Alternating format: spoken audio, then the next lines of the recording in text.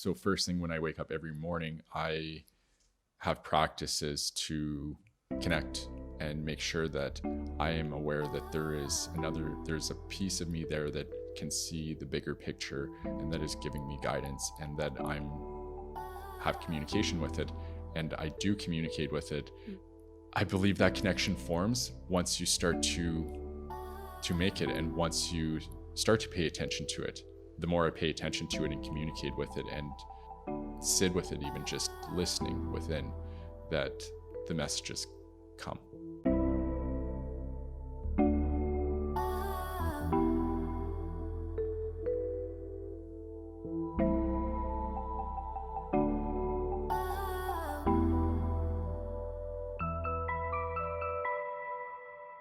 Hello and welcome to Curious Ones podcast by Yandara. I'm Yael Ginzburg, the host of the podcast, a yoga and meditation teacher and philosophy lover. Each week you will hear eye-opening interviews with the different teachers of the Yandara Yoga Institute, located in beautiful Baja, Mexico, along with other teachers that pass through here. This life-changing knowledge, shared through authentic, heartfelt communication, will help you live a happier, more fulfilled, and connected life. Let's dive in. Hello, and welcome back to Curious Ones podcast by Yandara. I'm Yael Ginzburg. Thank you so much for tuning in, for writing us, for commenting. We see everything that you write, and it's so fun to see the comments. I'm going to start over. Yep.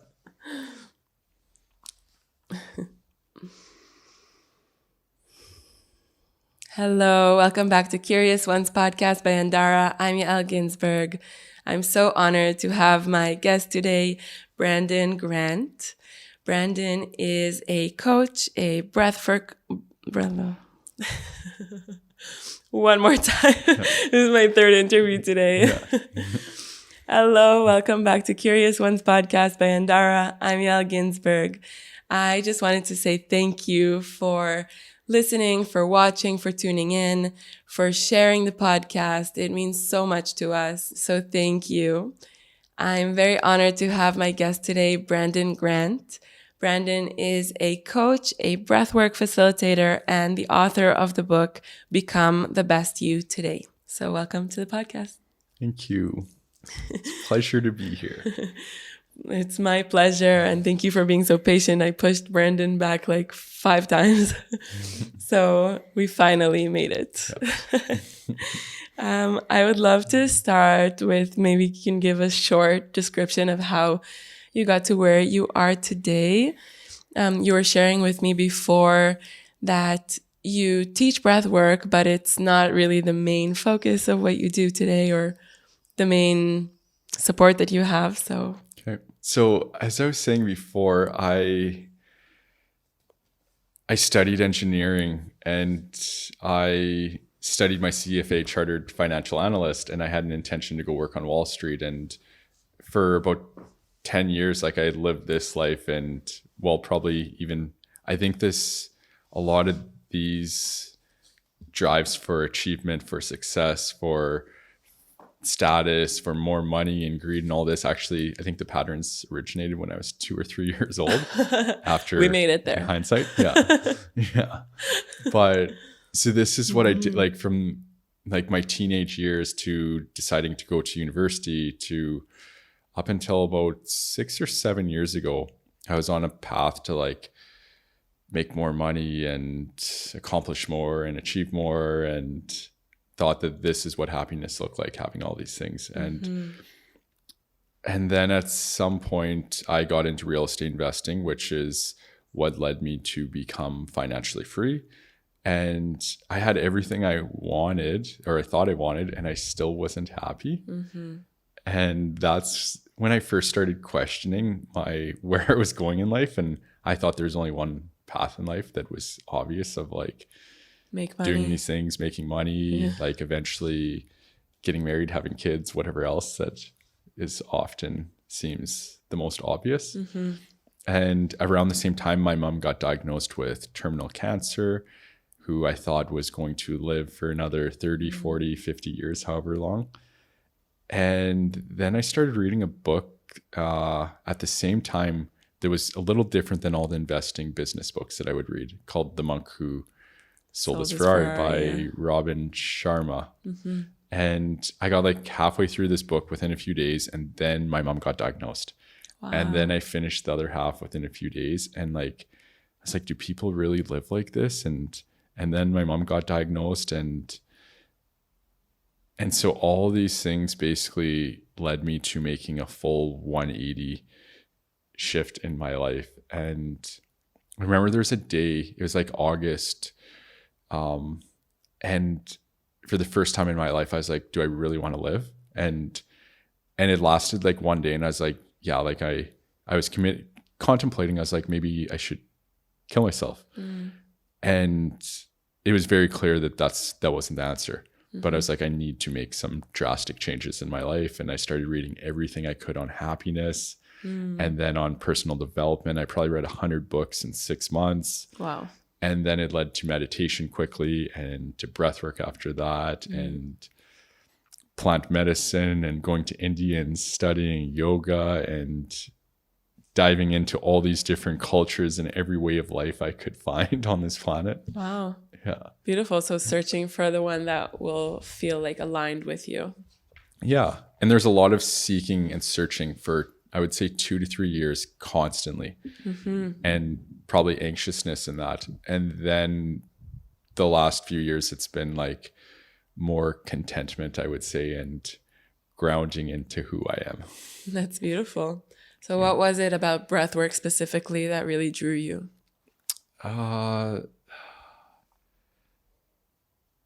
My first couple experiences, it was like I came out of it having more clarity about my life and about whatever I was like identifying as problems. Everything just became clear within an hour of breathing or whatever. And there are 2 different modalities of breath work. One, we were basically told to act like an animal essentially and breathe as chaotically as possible for a few minutes, and then collapse on the ground and relax, and then get up and do it again. Sounds fun. And then collapse. And it was also like borderline dangerous at times compared to the modality I share now. But we did this for like 2 hours. And so you can imagine towards the end, but you're going into fight or flight, and then you're going into rest and digest. Fight or flight, rest and digest. And anyways, through these breathwork experiences, I got more clarity than I'd ever had. I felt better than I ever had. And instantly I was like, okay, I need to learn this. I need to learn this for myself to feel like this. I was like, if I can feel like this every day, like, Yeah. I mean, I can share my experience that I had from attending one of your workshops, the breathwork workshop. It was the second time I had done it. And what I felt was this, I guess that's exactly it, this sort of clarity. I felt how it feels like what all the gurus tell us to be in the present moment. That's what I felt. And I actually noticed like my mind was going off into a thought. And then I was like, no, don't go there. Come back to this moment. And my whole feeling changed, like, because the thought was like comparing myself to another person that I saw on Instagram earlier that day. And I was consciously able to bring myself to the present moment in a place. And in that moment, there was no comparison. There was no better or worse. There was just like, what am I now? Yeah. It was beautiful. Oh, it sounds beautiful. It's amazing how, like, when I say clarity too, like you described it very well there, and also like the picture I'm getting in my mind, and this is what happened initially for me when I started breathwork. It's almost like you rise above all these things that aren't that important that you may catch yourself stuck in from day to day, and putting all your energy towards. Yeah, definitely. I mean, it's so easy. It's like our habit, our automatic response to go wherever our attention is pulled. And I feel like part of the yoga practice, the breathwork practice, is really staying centered in where we are. Yeah. How was it for you changing your life in that way? Because you went from a world that's so different from this. And I mean, you went from one side of the world to another. How was it for you to deal with the environment that you were in, the people around you? Did you feel supported? Did you feel like they had no idea what you're doing? How was that? Funny question.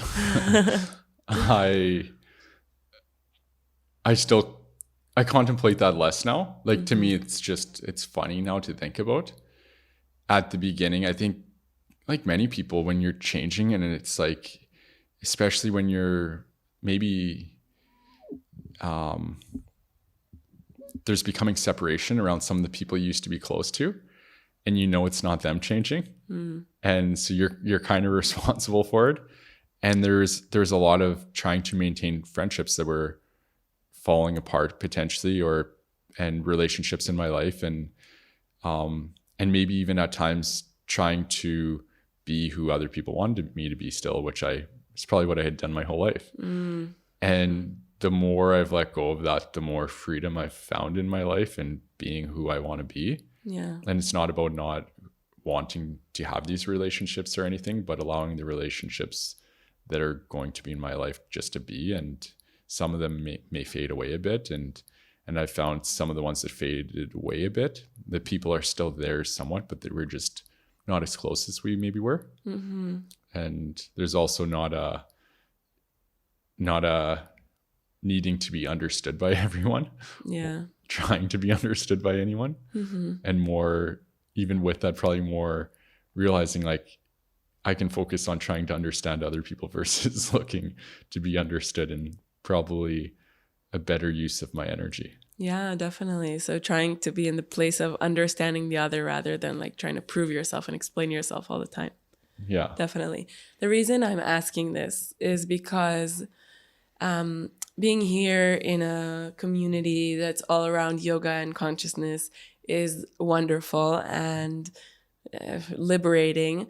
But I feel like a lot of us don't have this type of community in our day-to-day lives, in our homes where we live. And usually what I found in my experience, that the spiritual path can be a lonely path. So I would love to hear your experience with that. Absolutely.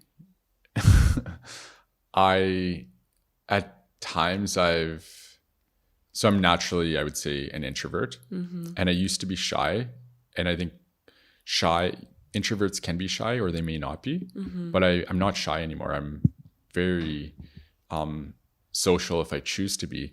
And also, I realize I need time alone to recharge. Yes. So on top of the spiritual path being lonely, I spend a lot of time alone regardless. And the aspect that you described, it was difficult at times, and more with time as I've practiced self-love more, and that's became a foundation of my life, if not the foundation beyond, like underneath even breathwork or anything else. Like I wouldn't be able to offer breathwork if I wasn't connected to myself and didn't have those self-love practices that I've found.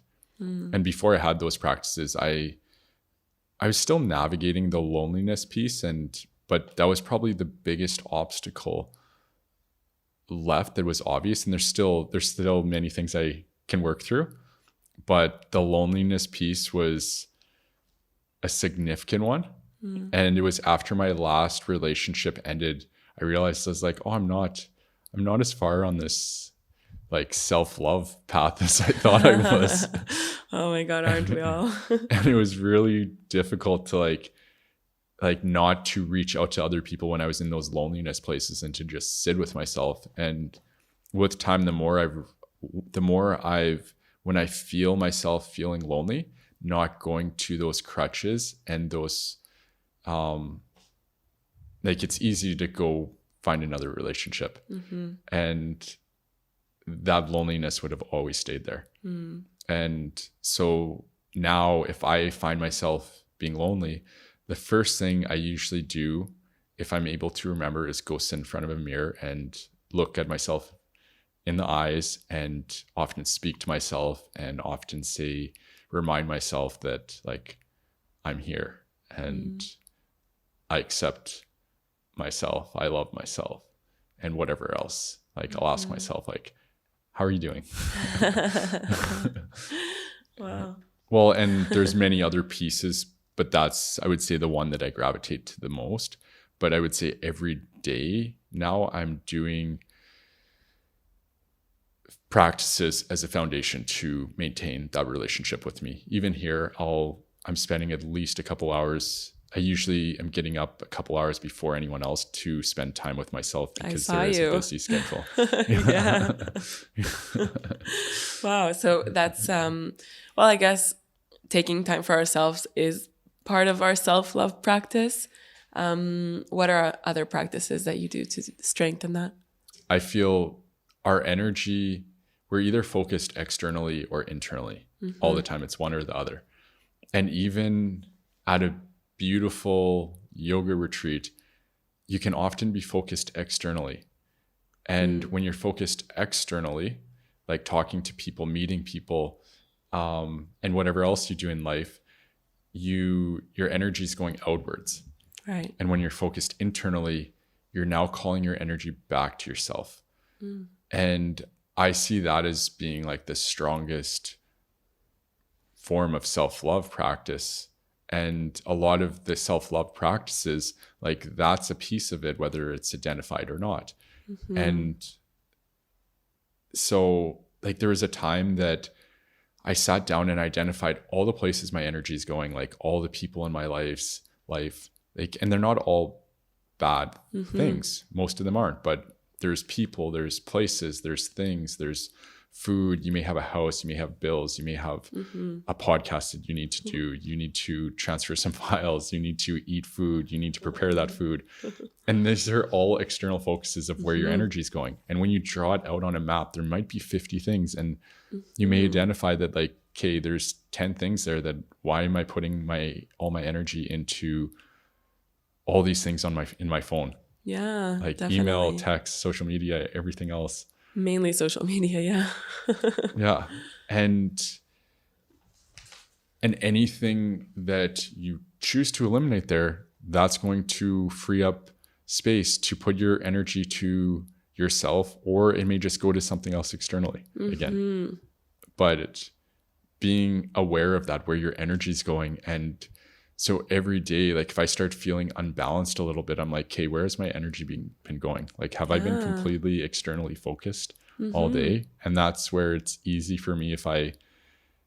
Usually my energy is going to be focused internally if I start spending time alone soon enough. Like you can walk down the beach and you may have your focus externally focused still on everything around you, but it may be balancing in a sense still.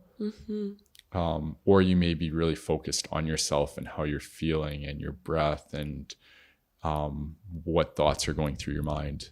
Wow, that's such an interesting point and I think important practice. I think I can encourage anybody listening to take this time and really put on a piece of paper, where is all your energy going?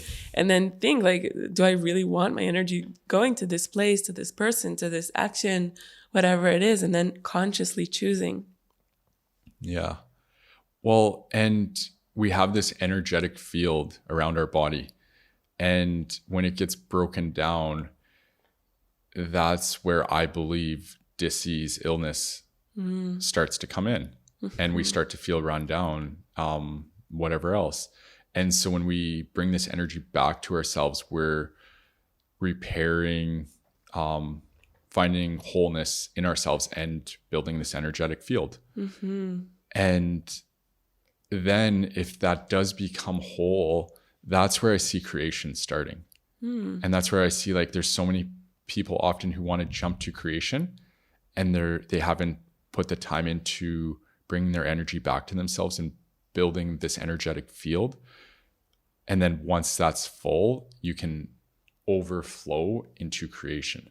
Oh, wow. That's such an interesting point, that first we have to kind of fill ourselves up before we can really create from a true place. So how do you fill yourself up? coming back to what I was just saying, like all these things about bringing your energy back to yourself, like focusing. Even if I'm standing in a lineup, like at the bank, I can focus on the person in front of me. I can be impatient about how long I'm waiting there, or I can bring my attention to myself. Like for me, the easiest places to focus is my breath or my heart.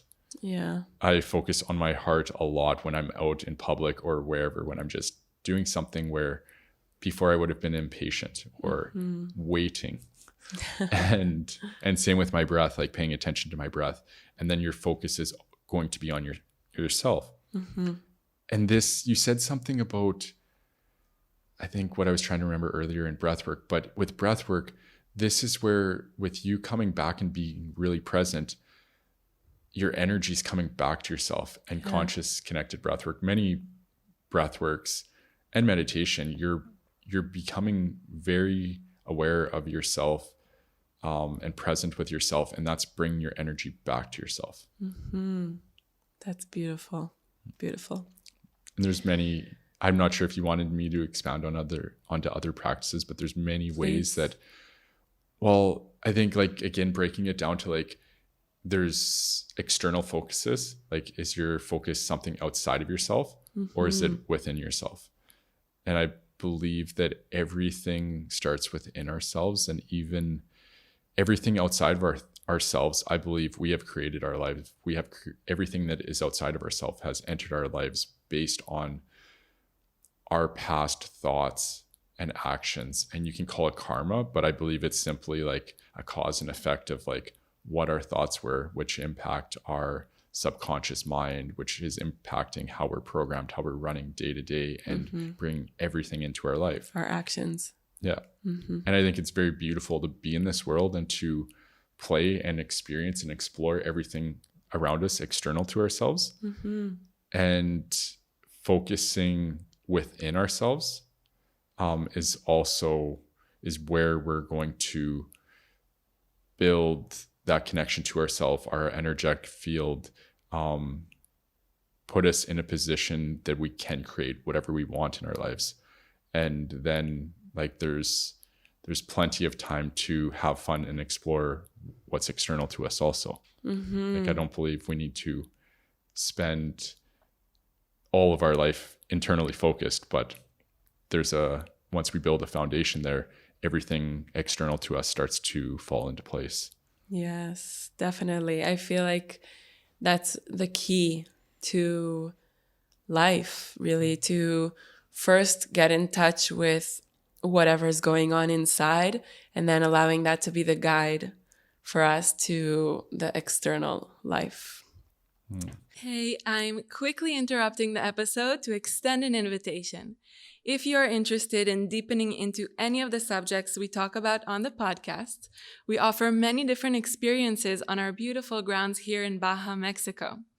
From 9-day modules such as sound healing and yoga nidra, to breath and meditation, as well as 200 or 300-hour yoga teacher trainings, and many different shorter retreats. Check out our website, Yandara.com, to see all the information about the different experiences. Let's get back to the episode. How do you get clear on how to connect to this internal guidance, to the intuition, to something higher of your own definition? Yeah, good question. What I'm hearing you ask is like where to start, like for someone who may not know where to start. And I think like if you have no idea about some of the things I've just shared on even, that it can be, from my experience, it was an iterative process of searching, like exploring many different cultures and many different practices around this world to find the one that I have really resonated with. And the one I think that resonates the most, like it's actually more recent. It's not breathwork even, but past to like mastering yourself and And I believe there's many different paths to, I'm going to say, mastering yourself. And like, when I say mastering yourself, like I believe like our minds are wild. Like I've seen or experienced the thoughts going through my own mind, and I know how insane all of us humans can be. Yeah. And so to start observing those thoughts and becoming aware of what you think, and to master that is could be a lifetime's work. And same with your emotions. I see we have all these experiences in life, and our emotions are feedback.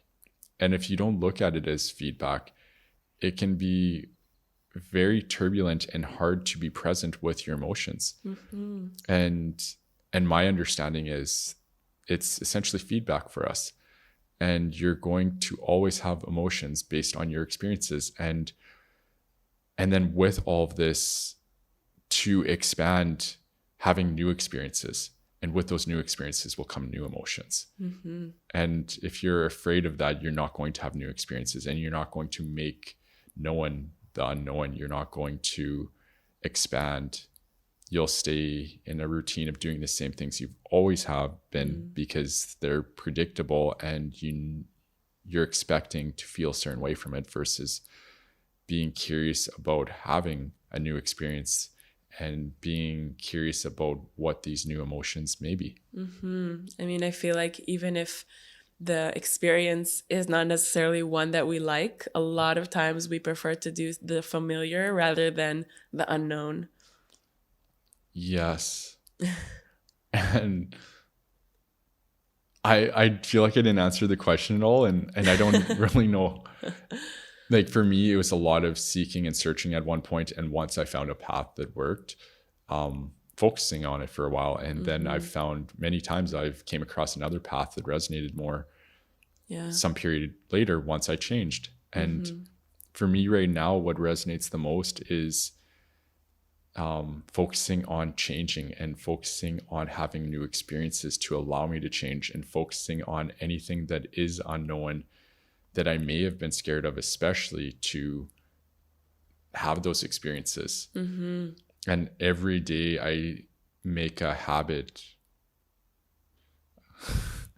Even the word habit like kind of throws me off, because I'm trying not to form habits, even good habits. Because even a good habit, you're running on a program versus consciously choosing what you're going to do. And so what I was going to say is every day I'm making a habit of doing something new, and of changing, even if it's something silly, of going down a different path. Or like if I walk down the beach this way yesterday, going down the beach this day, this way the next day. I understand. I mean, I was kind of asking about maybe a higher guidance, but I find it interesting that you spoke about consciously choosing where you want to go. In what ratio do you see your own volition making the choices, and this higher guidance coming into leading and building your life? Okay.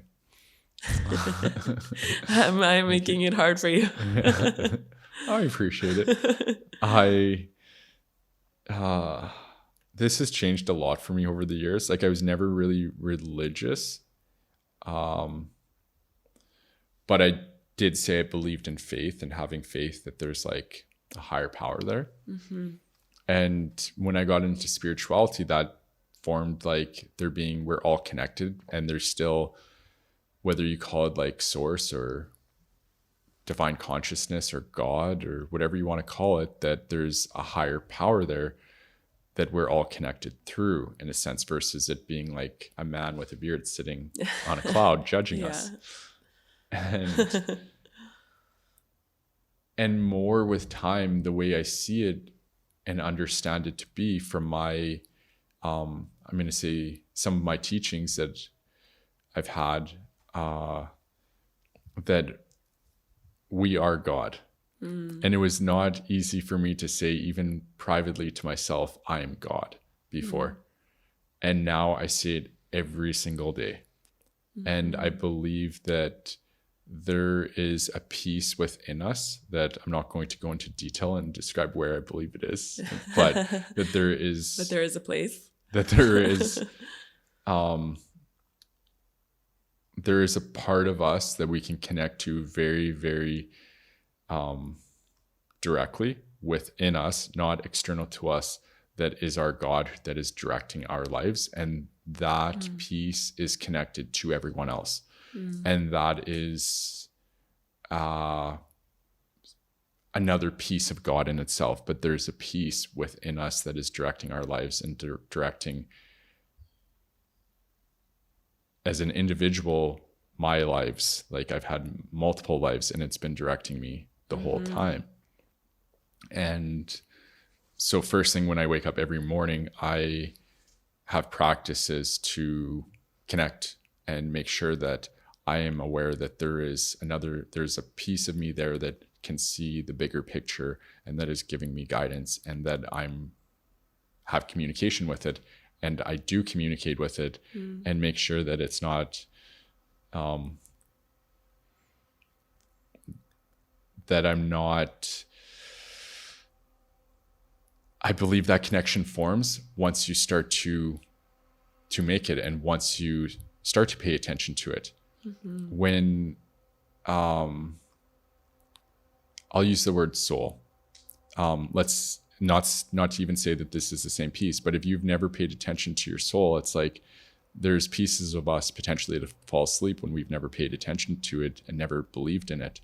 And even once, like you used the word intuition before, many people have spoke of, like, once you start paying attention to your intuition, it becomes stronger and stronger. And everything I'm speaking of, I believe the same thing and have experienced that the more I pay attention to it and communicate with it and sit with it, even just listening within, that the messages come.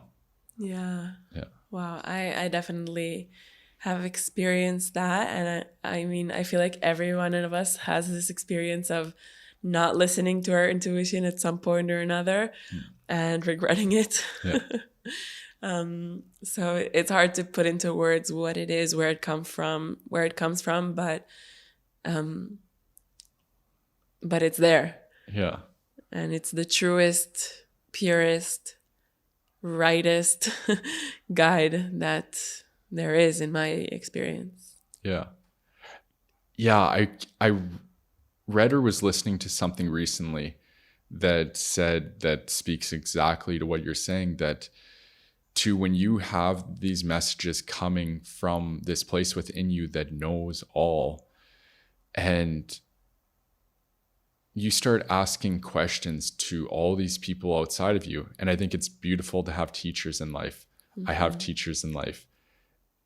And also there's nobody that knows you like you know yourself. Right. And even these other pieces of you, like within your subconscious mind, we use 5% of our brain. Well, what's that other 95% for?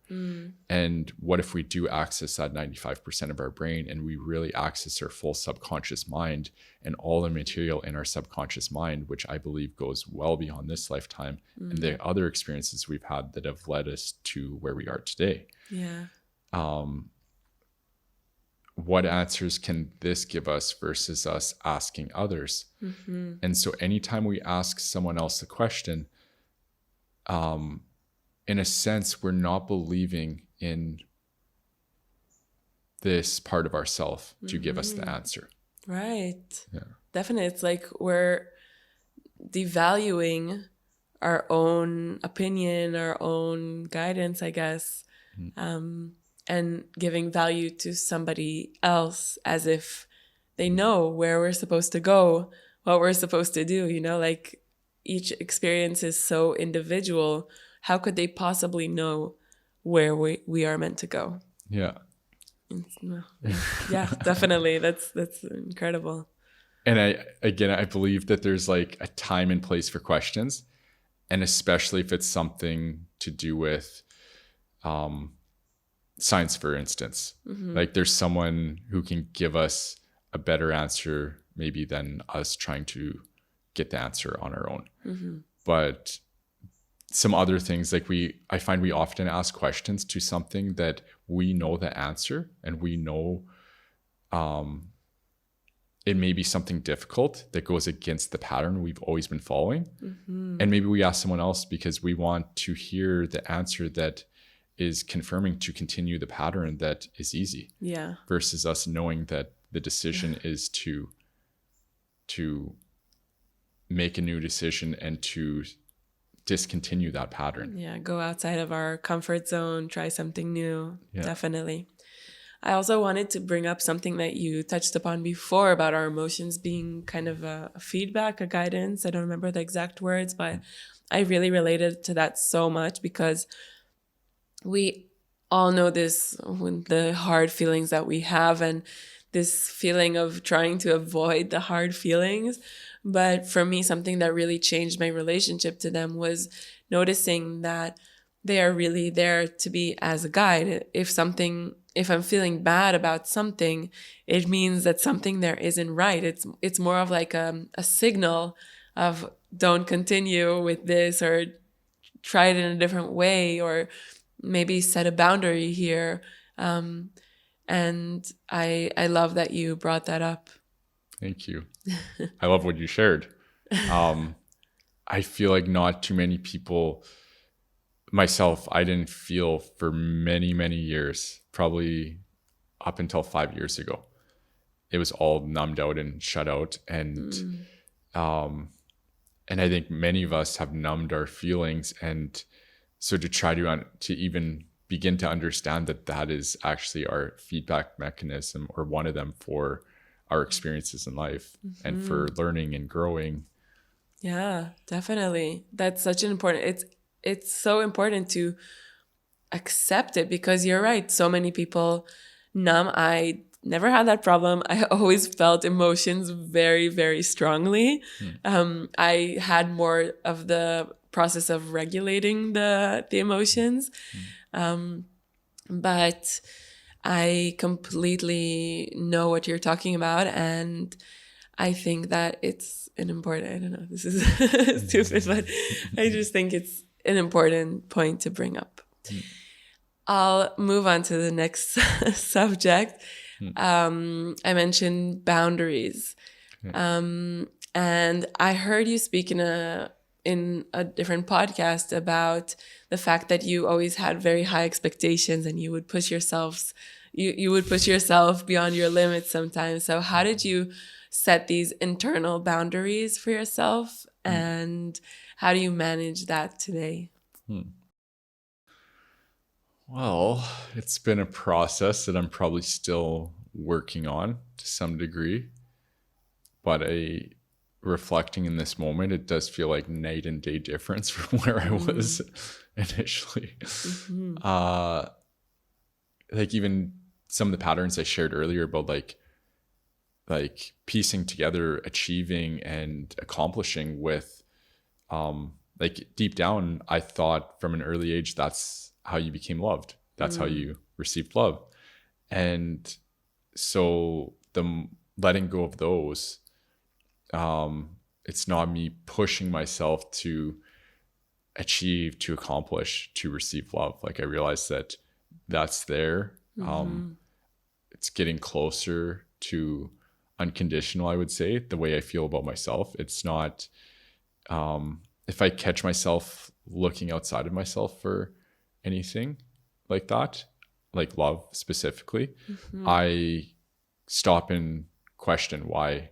Like, why does it matter if this person approves of me? Why does it, I think it's beautiful to have these connections in life. And I always want to be connected with others.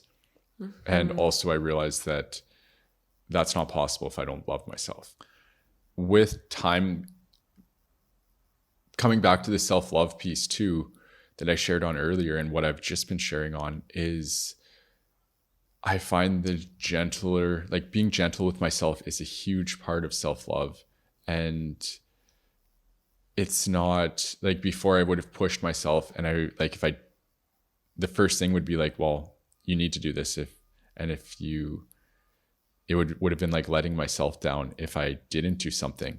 And there was many things that I like pushed myself to accomplish. And then the feedback I got from others probably wasn't serving to, it would have probably been more supportive not to have the encouragement from others once I had the accomplishments. And yeah, undoing that whole mechanism. And I think it starts with being gentle with myself and really tuning into, why am I doing this? Yeah. And often the things that I would have pushed myself to do before, I now still choose to do, but it's from a place that I'm like, okay, I'm going to enjoy this. Like I'm excited to do this. Where before I would have done the same thing, and through the process, it would have felt like I was pushing myself. And so I may not have had the same state of joy through the process. It would have felt like someone else was pushing me to do it, even though it was myself pushing me. Definitely. Wow. You're so true. It's so true. It's such a difference from when you do something because you feel like you have to do it rather than because you want to do it. Yeah. I love that. Beautiful. So do you feel like you have found kind of the sweet spot now? I still have some room to go to,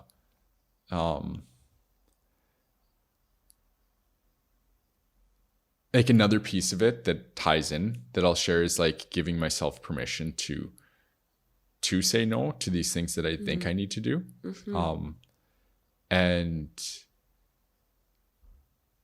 And I'm really experimenting with like even edging towards like doing less than more. And like for a while I've done less than more in my life and really had a solid practice of creating like a simple life and space in my life. But when I say in this context, less than more in the parts of being productive and achieving, I'm really letting go of trying to achieve anything or accomplish anything. And if something comes naturally, like I am working with embracing it still and allowing myself to, like in someone else's eyes, it may be achieving or accomplishing, but that's not the motivation for me. Yeah, beautiful. Well, could you tell us a little bit about your current practice? Okay.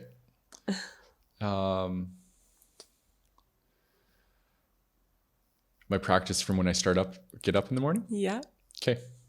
I usually wake up at 4 or 5. The few days here having some later nights with Kirtan, and last night I skipped the ceremony at the end of the night to like catch up on some sleep and go to bed just after 9 so that I can get up earlier. And I get up and I have an intention I set for my day that I have memorized, that it involves like what I was speaking of earlier about connecting to what I'll identify phrase as my God self, and setting an intention that's the same for every day. And then there's a list of affirmations that are now memorized in my head that I speak to myself, involving self-love, involving relationships with others, involving health, creation, and abundance, prosperity. And then there's always a couple that are more specific to a time, I'll say, where there's the others that I just mentioned, I say every day and have for a long time. I do a balancing exercise for my body and alignment for my energy, I'll say. And then I'll go for a walk and continue to speak affirmations to myself and what I want to create in my life. And in this walk, I try to find a place that I can walk undisturbed, and even potentially like not have my energy or my attention going into my external world and keeping it inwards. The more we slow down our brain waves when we're saying an affirmation or any words, then it's reaching our subconscious and reprogramming our subconscious versus just bouncing off of us. Yeah. Then most days I'll do some breath work, or I may do meditation before that or after that. The day we ran into each other, I was doing some breath work. I'll often do quite an uplifting breath work to raise my consciousness a bit for the day, to bring me into awareness, I would say, and prime me for the day. And everything I just shared is like, I don't see this as my spiritual practice. I see this as like preparing me for the day. And what I just shared, it may take 2 hours. I always give myself at least 2 hours in the morning. It may take up to 3 hours, but 2 hours often. Wow. And I see like what we do throughout the day, all our individual interactions with people, like to me, that's the real practice of like, what am I going to do different today? Like at the end of the day, when I reflect, like, okay, I could have been nicer to this person. I didn't need to react like that. And I don't think I'm an a-hole too often anymore. But I'm sure that there's like more in the past. There's times where like someone triggers you at the supermarket or whatever else, and you like react versus like responding from a place that like you see God in this person, and you respond from a place of like you realizing that like we're all these divine beings, and we all have a heart, and we all have emotions, and we're all here kind of trying to figure out life together. And as much as we like forget that at times, I try to remember that through the day. And that's what I see as like really my spiritual practice, and correcting when I do something that I don't want to do anymore, realizing it and correcting it in that moment so that I can have new habits and new patterns. Beautiful. Is that what where the affirmations come in? Yeah, absolutely. Not more than the affirmations. Like when I've been going for walks on the beach here in the morning, like it's some days it's as short as like a half hour is pretty short. The first day I got here, it was about 2 hours. And I walked as far down the beach and back as I could, probably 15 kilometers. I have Band-Aids on my toe because the bottoms of my toes cut from the sand. Oh my God. And but I'm really like, anything that I want to self-correct and change in my life, I'm going to say something. Like right now, something I'm really trying to work on is acceptance versus like I'm trying to cut out all the little judgments I make about people and myself. And so I'll say, I have always been accepting. I have always been accepting, as I'm walking, like really trying to focus on every word that I'm saying. Yeah. And how do you find that makes a difference? Yes, absolutely. Like I think there's two pieces to it. Like just even on like you repeat something enough, and like after I go for a walk in the morning, I feel ecstatic. And like I'm smiling. I'm often laughing at things I'm saying like during the walk and like smiling and laughing. And then I think the longer term effect, like if your subconscious mind's being reprogrammed, there's like a longer term effect there that really starts to compound, I believe. But even like the day, like that day from repeating it, like I end up like coming back, like smiling and like giggling, like with myself. I love that. At least it brings you into a happier place, that anyway, you're nicer to people. Yeah. Beautiful. Thank you. Well, Brandon, we arrived at our closing curiosity questions. Oh, fun. I end each episode with these questions. The first one is, what is something you've changed your mind about? Well, with the word changed, I feel like there's nothing that is not possible. And I try to expand my mind now on like even imagining, and like imagination, the word image, like it's the images we put in our mind that pattern and program our subconscious. And so if I catch myself ever thinking like something sounds like crazy or like not possible. Like if it's someone else sharing a story or something even that I'm like dreaming about or whatever else, I catch myself and I'm like, okay, well, what if that was possible? How would that be possible? Yeah. And like really allowing myself to like dream of like what is possible in this life. I love that. I actually was interviewing Mary Trentadou, who's also here teaching at the retreat. And she said something that I loved so much, which was similar to this. And she said, I'm curious how that will be possible. Yeah, I love that. Yeah, because it kind of like takes into account that it's already possible. I'm just curious to see how. Yeah, absolutely. I love that. What is something you didn't think you could do and you did? There's been many things, and I feel like anytime I do one of these, then like I realize now, like if there's something I don't think I can do, well, once I do it, it'll just be like normal in a sense. And even like being here doing what I'm doing now, like at one time I wouldn't have thought this was possible. And to share a short story, like I had the intention to offer breathwork to a group of 100 or more people, just as an experience. Like I often offer to groups ranging from 5 people to 20.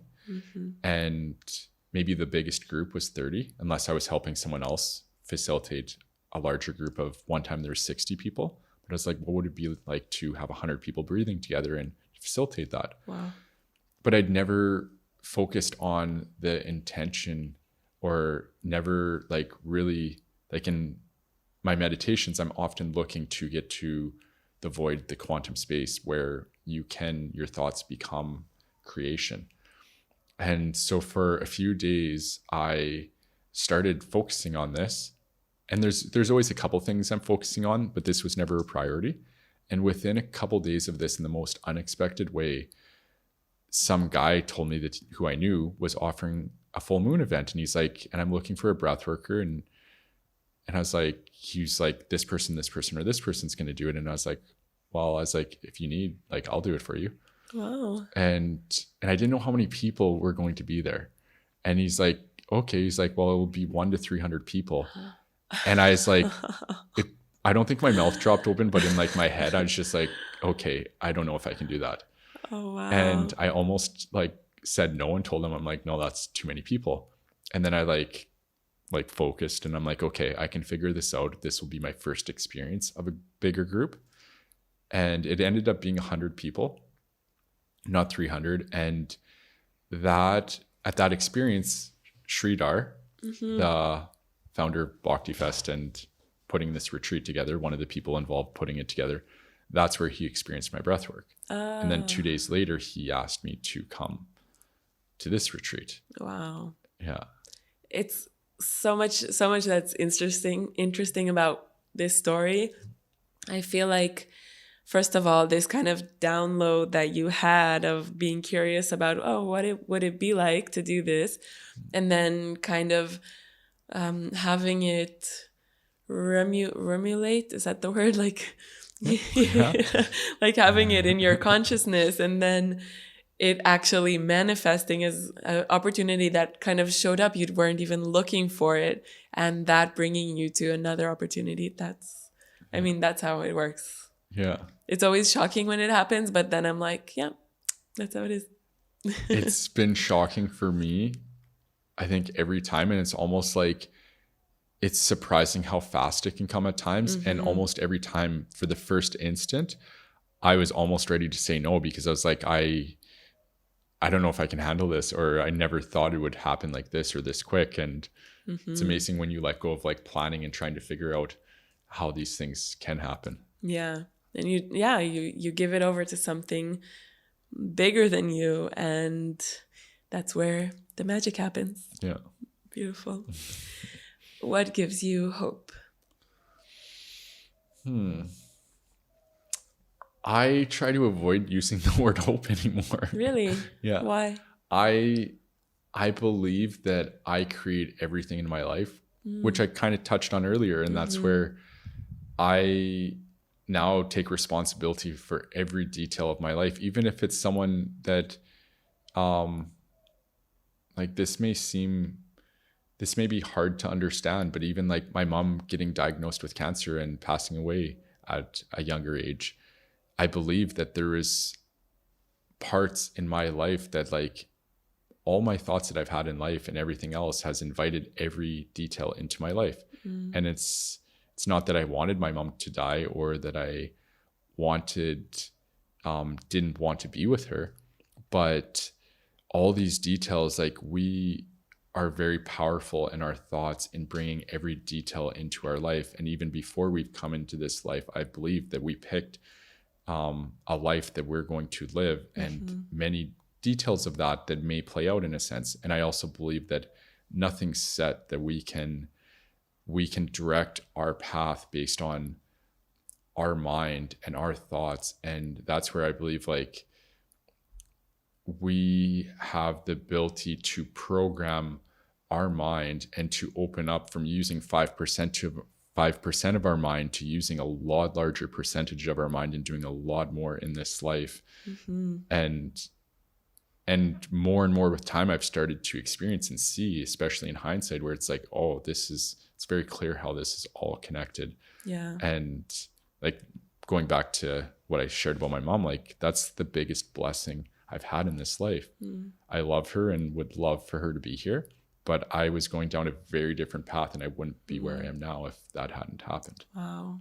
That's a really interesting way to look at it. And I mean, it's a holistic way of looking at it, accepting that everything that is happening is